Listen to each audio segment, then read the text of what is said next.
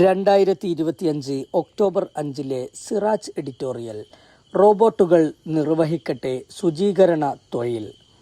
മാലിന്യക്കുഴികളും മാൻഹോളുകളും വൃത്തിയാക്കുന്നതിനിടെ തൊഴിലാളികൾ വിഷവാതകം ശ്വസിച്ചും ശ്വാസം കിട്ടാതെയും മരണപ്പെടുന്നത് പതിവ് വാർത്തയാണ്.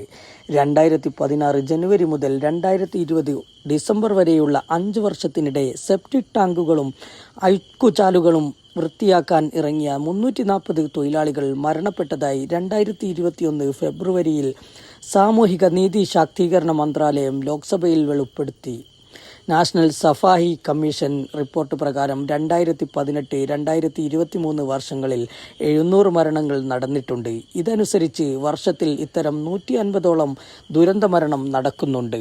ഇടുക്കി കട്ടപ്പനയിൽ ഹോട്ടലിലെ മാലിന്യക്കുഴി വൃത്തിയാക്കാനിറങ്ങിയ 3 തൊഴിലാളികൾ ശ്വാസം മുട്ടി മരിച്ചത് 4 ദിവസം മുമ്പാണ്. ഗൂഡല്ലൂർ സ്വദേശികളായ സുന്ദരപാണ്ഡ്യൻ, മൈക്കിൾ, തമിഴ്നാട് കമ്പം സ്വദേശി ജയരാമൻ എന്നിവർക്കാണ് ദാരുണാന്ത്യമുണ്ടായത്. 2016 ജൂണിൽ കോട്ടയം ജില്ലയിലെ ഏറ്റുമാനൂരിലും 2015 നവംബർ 26 കോഴിക്കോട് നഗരത്തിലുമുണ്ടായി മാൻഹോൾ ദുരന്തങ്ങൾ. ഏറ്റുമാനൂരിൽ ജോമോൻ, ബിനോയ് ജോസഫ് എന്നീ യുവാക്കളും കോഴിക്കോട്ട് നരസിംഹൻ, രഘു എന്നീ ക്ലീനിംഗ് തൊഴിലാളികളും അവരെ രക്ഷിക്കാൻ മാൻഹോളിൽ ഇറങ്ങിയ ഓട്ടോ ഡ്രൈവർ നൌഷാദുമാണ് മരിച്ചത്. കഴിഞ്ഞ ജനുവരി 21 ഗുജറാത്ത് സുരേന്ദ്രനഗർ ജില്ലയിലെ അഡ്ഡി താലൂക്കിൽ ദളിത് വിഭാഗത്തിൽപ്പെട്ട ചിരാഗ് കാണു പട്ടാഡിയ, ജയേഷ് ഭാരത് പട്ടാഡിയ എന്നിവർ മാൻഹോളിൽ നിന്ന് വിഷവാതകം ശ്വസിച്ചു മരിച്ചു. 2023 കർണാടകയിൽ 3 പേർ, 2019 ഗുജറാത്തിലെ സൂറത്തിൽ 6 പേർ, 2018 ചെന്നൈയിൽ 5 പേർ, 2017 ഡൽഹിയിൽ 10 പേർ എന്നിങ്ങനെ രാജ്യത്തിന്റെ വിവിധ ഭാഗങ്ങളിൽ മാൻഹോൾ ശുചീകരണത്തിനിടെ മരണപ്പെട്ടവർ നിരവധിയാണ്.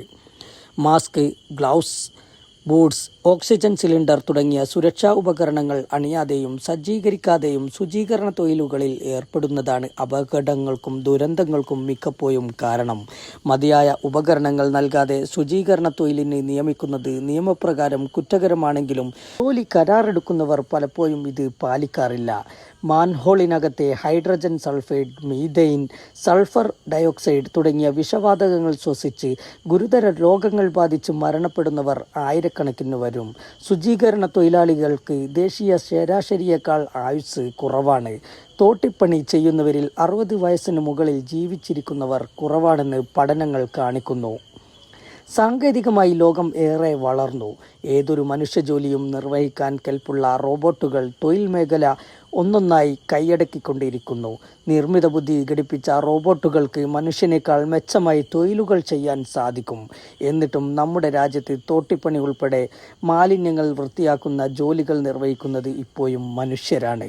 കേന്ദ്ര സർക്കാർ കൊട്ടിഘോഷത്തോടെ നടപ്പാക്കിയ സ്വച്ഛ് ഭാരത് പോലുള്ള പദ്ധതികൾ കടലാസിലൊതുങ്ങുന്നു. ഉത്തരേന്ത്യയിൽ തോട്ടിപ്പണി ഒരു കീഴാളജാതിയുടെ തൊഴിലായി മുദ്ര കുത്തപ്പെട്ടിരിക്കുകയാണ്. മനുഷ്യവിസർജ്യം വൃത്തിയാക്കുന്നതിൽ പോലും ജാതി വ്യവസ്ഥ നിശ്ചയിക്കപ്പെട്ട രാജ്യം. 2011 സാമൂഹിക സാമ്പത്തിക ജാതി കണക്കെടുപ്പ് അനുസരിച്ച് 1,68,068 പേർ തോട്ടിപ്പണി, അഴുക്കുചാൽ വൃത്തിയാക്കൽ തുടങ്ങി ശുചീകരണ തൊഴിലിനെ ആശ്രയിച്ച് ജീവിക്കുന്നുണ്ട് ഇന്ത്യയിൽ.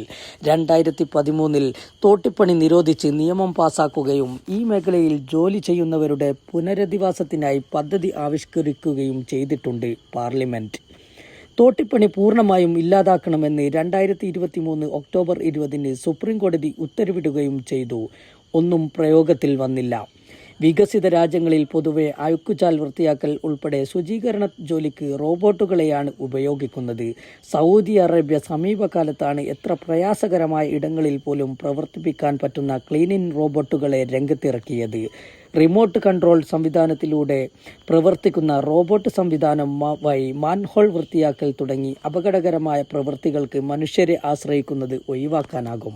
കാർബൺ പുറന്തള്ളാതെയും നിശബ്ദമായും പ്രവർത്തിക്കുന്നതുമൂലം പരിസ്ഥിതി സൗഹൃദവുമാണ് ക്ലീനിംഗ് റോബോട്ടുകൾ. കേരളമുൾപ്പെടെ രാജ്യത്തെ വിവിധ സംസ്ഥാനങ്ങളിലെ പ്രമുഖ നഗരങ്ങളിൽ ക്ലീനിംഗ് റോബോട്ടിംഗ് സംവിധാനം ഏർപ്പെടുത്തിയിട്ടുണ്ടെങ്കിലും ഇത് ചുരുക്കം സർക്കാർ മേഖലയിൽ മാത്രമാണ്. സംസ്ഥാനത്ത് മാൻഹോൾ വൃത്തിയാക്കാൻ മനുഷ്യൻ ഇറങ്ങാത്ത ഏതെങ്കിലും സംവിധാനം വേണമെന്ന് 2018 മുഖ്യമന്ത്രി പിണറായി വിജയൻ ജലവകുപ്പ് മന്ത്രിക്കും വാട്ടർ അതോറിറ്റി MDക്കും നിർദ്ദേശം നൽകുകയും തുടർന്ന് വിൻഡിക്കൂട്ട് റോബോട്ടുകൾ നിർമ്മിച്ചു നൽകുന്നതിന് സ്റ്റാർട്ടപ്പ് സംരംഭമായ ജെൻ റോബോട്ടിക്സുമായി സർക്കാർ ധാരണയിലെത്തുകയും ചെയ്തു.